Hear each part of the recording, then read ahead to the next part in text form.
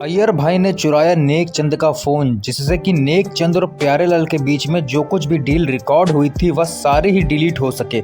लेकिन इस वक्त नेक चंद सारी ही चीज़ों को समझ चुका था, इसलिए वह सीधे जाता है पुलिस स्टेशन कंप्लेन करने के लिए। और पुलिस स्टेशन में उसकी मुलाकात चालू पांडे से होती है। जब वह सारी ही चीजें बताता है कि वह बबीता जी और अय्यर भाई के थ्रू प्यारेलाल जी से डील फाइनल करने गया था, उसी के बाद से उसका मोबाइल चोरी हो गया। तो चालू पांडे सुनकर ही चौंक जाते हैं कि बबीता जी और अय्यर भाई, कहीं तुम गोकुल धाम वासियों की बात तो नहीं कर रहे हो।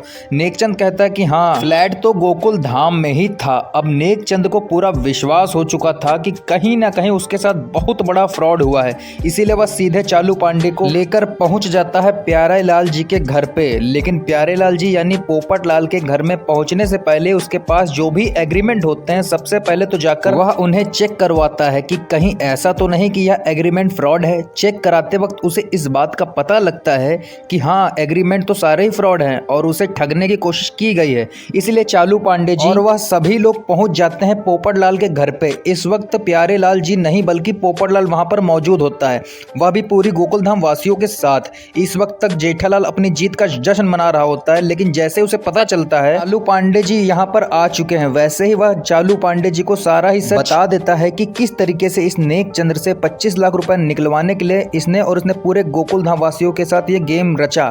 चालू पांडे कहते हैं कि जेठालाल, मैंने तुम्हें कितनी बार कहा था कि यह जो पूरा केस है ना, या कोई क्रिमिनल केस नहीं, तुम्हें लॉयर के पास जाना चाहिए और उसे इसको लीगल नोटिस भिजवाना चाहिए, लेकिन तुमने ऐसा नहीं किया। तुमने कानून का पालन नहीं किया और कानून का उल्लंघन किया है, इसलिए अनफॉर्चुनेटली मुझे तुम्हें अरेस्ट करना ही होगा। और जो भी पैसे तुमने नेकचंद से लिए थे वह पैसे अब पुलिस के पास जमा रहेंगे जब तक यह पूरा केस सॉल्व नहीं हो जाता। यह बात नेकचंद के लिए भी एक झटका होती है, क्योंकि वह कोई और फ्लैट भी नहीं ले सकता। खैर, इसी के साथ ही एपिसोड यहीं पर खत्म होता है और यही कहानी हमें आने वाली एपिसोड में देखने को मिलने वाली है। दोस्तों, आप लोग को ये वीडियो कैसी लगी आप लोग कमेंट करके जरूर बताना और हम मिलते हैं किसी अगली वीडियो में। तब तक के लिए धन्यवाद।